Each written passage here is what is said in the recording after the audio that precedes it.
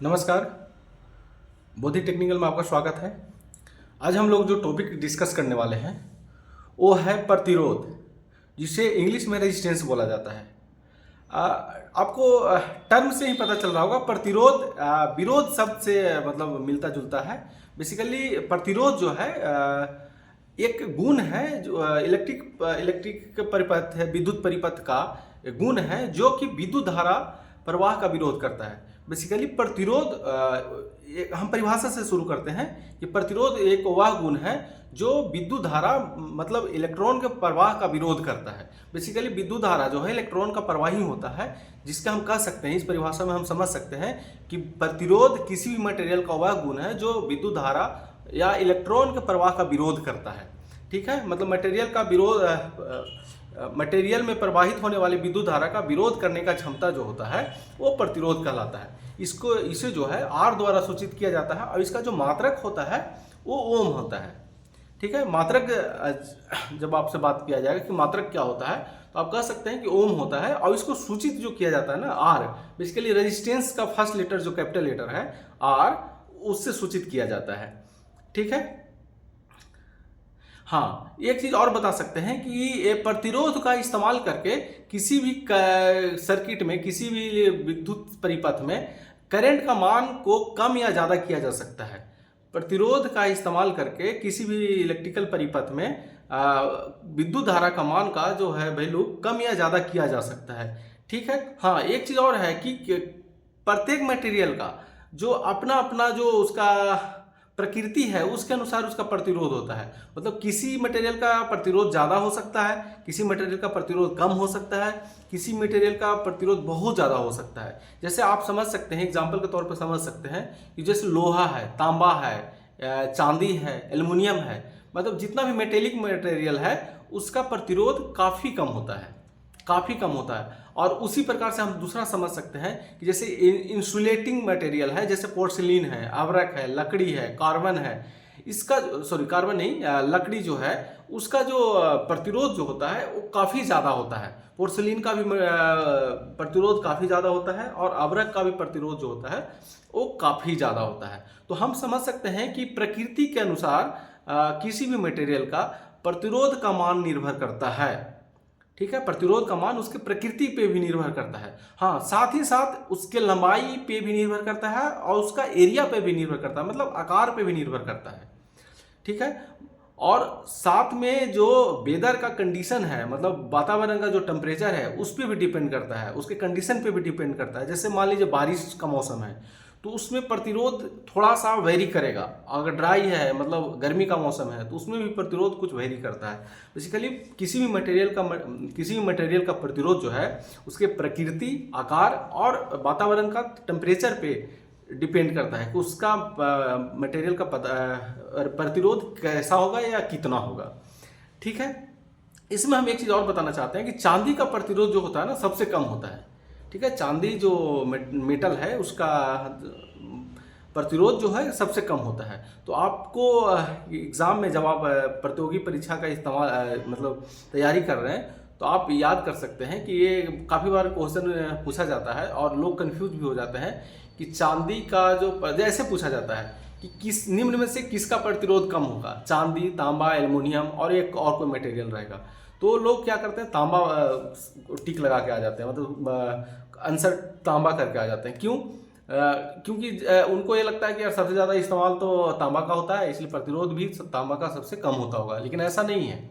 उपयोग होना उसका अलग फैक्टर है और प्रतिरोध होना वो अलग फैक्टर, कम होना वो अलग फैक्टर है। प्रतिरोध जो कम होता है वो चांदी का होता है, लेकिन उपयोग ज़्यादा वो किया जाता है वो तांबा का इस्तेमाल किया जाता है। क्यों? क्योंकि चांदी क्या होता है ना, काफ़ी कॉस्टली है, बहुत महंगा है, तो आप सभी जगह इसका इस्तेमाल नहीं किया कर सकते हैं। उस फैक्टर को देखते हुए तांबा का इस्तेमाल ज़्यादा किया जाता है। ठीक है, तो प्रतिरोध हम समझ सकते हैं चांदी का सबसे कम होता है।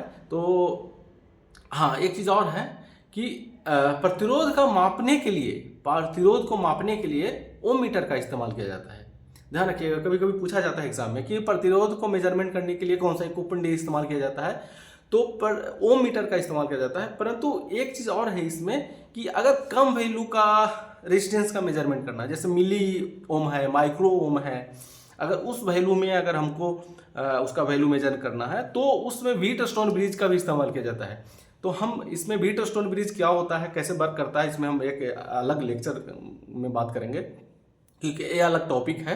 लेकिन अभी आप समझ सकते हैं कि कम वैल्यू का रेजिस्टेंस अगर मेजरमेंट करना है तो व्हीटस्टोन ब्रिज से भी किया जाता है। ठीक है, वो कैसे किया जाता है, क्या तरीका है, उसकी हम अलग बात करेंगे। ठीक है, अब इसमें एक चीज और हम समझ सकते हैं कि प्रतिरोध, हाँ, प्रतिरोध का जो प्रतिरोध को 3 क्रम में बेसिकली जोड़ा जाता है। प्रतिरोध को 3 क्रम में जोड़ा जाता है, श्रेणी क्रम में, समानांतर क्रम में और श्रेणी समानांतर में। अब हम समझ सकते हैं कि श्रेणी क्रम संयोजन क्या है, मतलब प्रतिरोध का जो संयोजन है वो क्या है, समानांतर क्या है और श्रेणी समानांतर क्या है। ठीक है, तो इसको हम एग्जाम्पल के तौर पे समझ सकते हैं। जब हम ड्राइंग बनाएंगे तो उसमें बताएंगे कि श्रेणी क्या होता है, समानांतर क्या होता है, श्रेणी समानांतर क्या होता है। अभी हम इसको ऐसे समझ सकते हैं कि जो हमारा हम लोग जो दीपावली में लरी जो इस्तेमाल करते हैं, जो घर के छत के ऊपर से नीचे लटकाते हैं, उसका जो कनेक्शन होता है ना एक दूसरे के बीच में, वो होता है श्रेणी में। वो किस में होता है, श्रेणी में, मतलब सीरीज में कनेक्शन होता है। और हमारा जो घर का लोड होता है ना, घर का लोड कहने का मतलब क्या, जैसे बल्ब हो गया, एसी हो गया, फ्रीज हो गया, कूलर हो गया, हीटर हो गया, चाहे घर का जितना भी लोड है ना, वो सामना एक दूसरे के समानांतर क्रम में होते हैं जुड़े हुए। तो आप समझ सकते हैं कि जो हमारा जो दीपावली में जो लरी इस्तेमाल करते हैं, जो बल्ब इस्तेमाल करते हैं, वो होता है श्रेणी क्रम में, सीरीज में होता है। और जो घर में जो लोड इस्तेमाल होता है ना, वो होता है समानांतर में। बेसिकली आप कहेंगे कि वो तो लोड है, वो प्रतिरोध तो है नहीं, लेकिन जो आप लोड की बात कर रहे हैं ना, जैसे बल्ब है, एसी है, फ्रिज है, एज ए वो लोड काम कर रहा है, वो एज ए लोड काम कर रहा है। देखिएगा आप जब बल्ब इस्तेमाल कर रहे हैं तो उस पर कुछ वैल्यू लिखा होगा, ओम में लिखा होगा। अगर ओम में नहीं भी लिखा है तो आप उसमें वोल्टेज दिया होगा और करंट दिया होगा या पावर दिया होगा, उससे आप उसका ओम निकाल सकते हैं, रेजिस्टेंस निकाल सकते हैं। तो लोड, जितना भी लोड होता है ना, वो होता है ओम ही होता है, मतलब रेजिस्टेंस ही होता है एक तरह से। ठीक है, हाँ, अब हम इसका और थोड़ा फार्मूला से समझते हैं कि फार्मूला से अगर हमको आर निकालना होगा तो इसके लिए फार्मूला क्या होगा। तो हम ओम के नियम से जानते हैं कि V बराबर जो होता है ना, आई आर होता है। V बराबर क्या होता है, आई आर। अब इससे हम आर को कैलकुलेट कर सकते हैं। आर बराबर होता है V/I। इसका मान जो होगा ओम में होगा।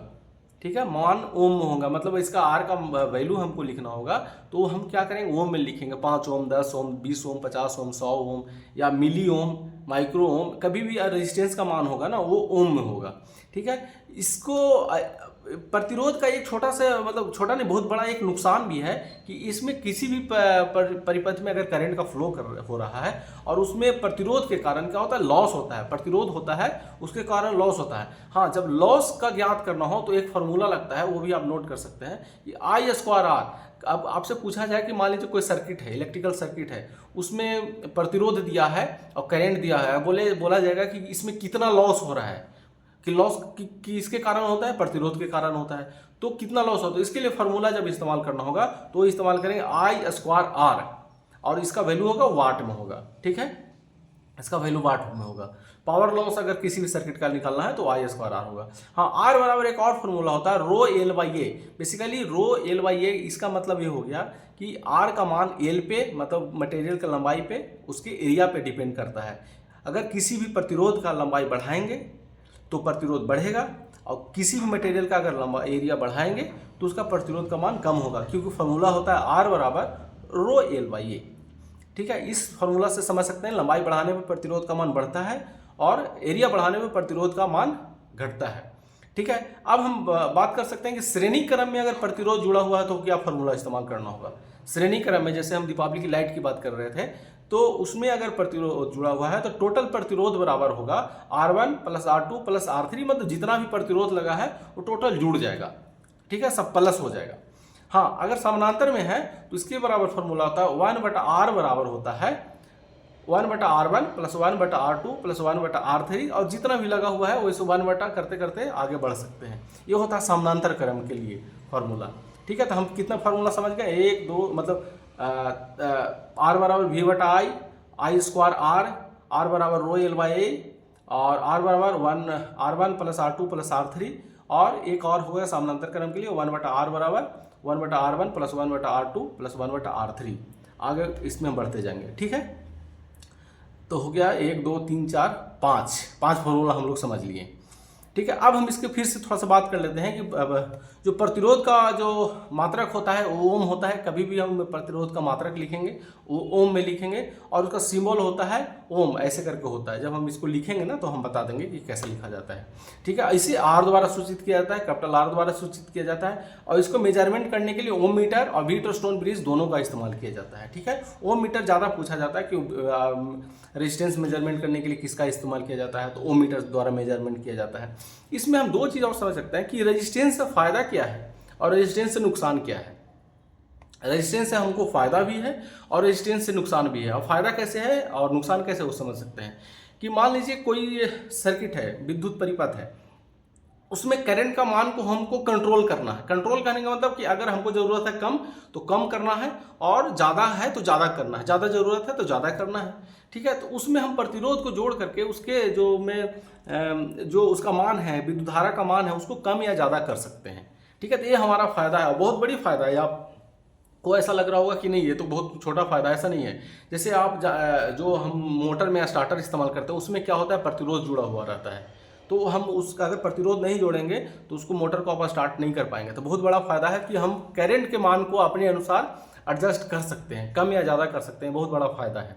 ठीक है, इससे नुकसान क्या है, नुकसान यह है कि ये प्रतिरोध के कारण सर्किट में लॉस होता है, पावर लॉस होता है, जिसके कारण सिस्टम का एफिशिएंसी कम जाता है। ठीक है, जिसके कारण क्या होता है, सिस्टम का एफिशिएंसी कम जाता है। तो ये बहुत बड़ा नुकसान है। फायदा भी बहुत बड़ा है तो नुकसान भी बहुत बड़ा है। ठीक है, हाँ, प्रतिरोध का जो नुकसान हो रहा है, जो लॉस हो रहा है, उसको जो हम ज्ञात करेंगे ना आई स्क्वायर आर से ज्ञात करेंगे। ठीक है, आई स्क्वायर आर। ठीक है, चलिए अब हम थोड़ा सा आगे बात कर लेते हैं इसमें कि अगर आप एग्जाम का तैयारी कर रहे हैं, कॉम्पिटिटिव एग्जाम का तैयारी कर रहे हैं, तो इससे संबंधित जो एग्जाम में पूछा जाता है उसका वीवीआई जो क्वेश्चन है उसको थोड़ा सा हम डिस्कस कर लेते हैं इसमें, जो कि आगे भी ऊपर में भी किए हुए हैं। इसको अब हम क्वेश्चन आंसर के फॉर्म में थोड़ा सा डिस्कस कर लेते हैं। ठीक है, इसका प्रतिरोध का मात्रक जो होता है ओम होता है, इसको आर द्वारा सूचित किया जाता है। ये जो है प्रतिरोध जो होता है उसके मटेरियल पे, मतलब मटेरियल के प्रकृति पे, आकार पे और तापमान पे निर्भर करता है। ठीक है, प्रतिरोध का उपयोग करके इलेक्ट्रॉनिक उपकरणों में वोल्टेज और करंट को नियंत्रित कर सकते हैं। इसके प्रतिरोध जब हम उपयोग करेंगे तो उसमें जो वोल्टेज है उस परिपथ का, करंट है, उसको भी हम नियंत्रित करते हैं। इस पर भी हम बात कर लेते हैं। चांदी का प्रतिरोध सबसे कम होता है, ये आप नोट कर सकते हैं। प्रतिरोध को मेजरमेंट के लिए ओम मीटर इस्तेमाल किया जाता है। ठीक है, और आगे हम समझ सकते हैं। अच्छा, प्रतिरोध के एग्जाम्पल के तौर पे आपसे पूछा जाए कि प्रतिरोध है उसके एग्जाम्पल दीजिए कि कौन सा प्रतिरोध है, तो आप बल्ब को सबसे अच्छा एग्जाम्पल बता सकते हैं। बल्ब क्या है, एक प्रतिरोध भी है। ठीक है, उसमें रेजिस्टेंस ही बेसिकली होता है, जो कि हमको उसके कारण जो लॉस होता है वो हमको हीट में मिलता है, हीट में भी मिलता है और लाइट में मिलता है। और प्रतिरोध जो होता है ये आपके जो आयरन होते हैं, आयरन जो इस्त्री हम लोग जो करते हैं कपड़े को, उसमें भी होते हैं। वाटर हीटर होता है उसमें भी प्रतिरोध होता है। ठीक है, तो ये सब प्रतिरोध का एग्जाम्पल है। हाँ, आगे हम बात कर सकते हैं फ्यूज है, फ्यूज में भी प्रतिरोध होते हैं। कॉपर है, कॉपर मतलब सभी मटेरियल में प्रतिरोध है। कॉपर है, तार है, उसमें भी प्रतिरोध है। पोर्सिलिन है, उसमें काफ़ी हैवी रेजिस्टेंस है। एल्युमिनियम है, उसमें थोड़ा सा कम है। रेगुलेटर है, मोटर का स्टार्टर है, उसमें भी प्रतिरोध है। जो फैन का रेगुलेटर होता है उसमें भी प्रतिरोध होता है, इस्तेमाल किया जाता है। तो काफ़ी इसका यूज है प्रतिरोध का। ठीक है, हम फायदे और नुकसान की बात कर लिए हैं। हाँ, एक चीज़ इसका और नुकसान है, नहीं सॉरी फायदा है कि इससे हम क्या करते हैं कि करंट को कंट्रोल करते हैं, करंट को या वोल्टेज को हम अपने अनुसार कंट्रोल कर सकते हैं। हाँ, इससे एक और नुकसान है जिसका हम बात कर लेते हैं कि जो कॉपर जो लॉस होता है इसमें सर्किट में, इलेक्ट्रिकल सर्किट में जो लॉस होता है उसके कारण सिस्टम का एफिशिएंसी जो है ना वो कम हो जाता है। ठीक है, और उपकरण खराब भी होता है। इस प्रतिरोध के एक और नुकसान है कि वो इस प्रतिरोध के कारण सिस्टम खराब होता है जल्दी, और आग लगने का संभावना होता है। जैसे जहाँ पे प्रतिरोध रहेगा ना वहाँ पे हीट एनर्जी जो है जनरेट होता है, तो उस हीट एनर्जी से आग लगने का संभावना ज़्यादा होता है। ठीक है, तो ये भी एक नुकसान है। ठीक है, नुकसान में हम लोग क्या क्या देख लिए कि नुकसान में हमारा ये हो गया कि हमारा जो सिस्टम है वो एफिशिएंसी उसका कम जाता है, क्योंकि उसमें पावर लॉस होने लगता है। दूसरे कि इक्विपमेंट जो है ख़राब जल्दी होता है। तीसरा कि उसमें आग लगने का संभावना ज़्यादा होता है। क्यों? क्योंकि हीट होता है। हीट क्यों होता है? आई स्क्वायर और लॉस होता है, एनर्जी लॉस होता है। ठीक है, तो चलिए आज हम लोग यहीं इस वीडियो को समाप्त करते हैं। अगर मेरे चैनल पे नए हैं तो सब्सक्राइब करिए, लाइक करिए, दोस्तों को शेयर करिए। और बोधि टेक्निकल ऐप अगर आप डाउनलोड नहीं किए हैं तो बोधि टेक्निकल ऐप पे आप डाउनलोड कर सकते हैं। उस पर ये जो वीडियो है, टॉपिक वाइज वीडियो है या चैप्टर वाइज वीडियो है, वो अवेलेबल है। आप उस पर देख सकते हैं, ये सारे फ्री कंटेंट के रूप में अवेलेबल है। आप उसमें जा कर के देख सकते हैं, इस वीडियो को आपको फ्री में अवेलेबल है। ठीक है, तो चलिए आज हम यहीं पर समाप्त करते हैं। Thank you.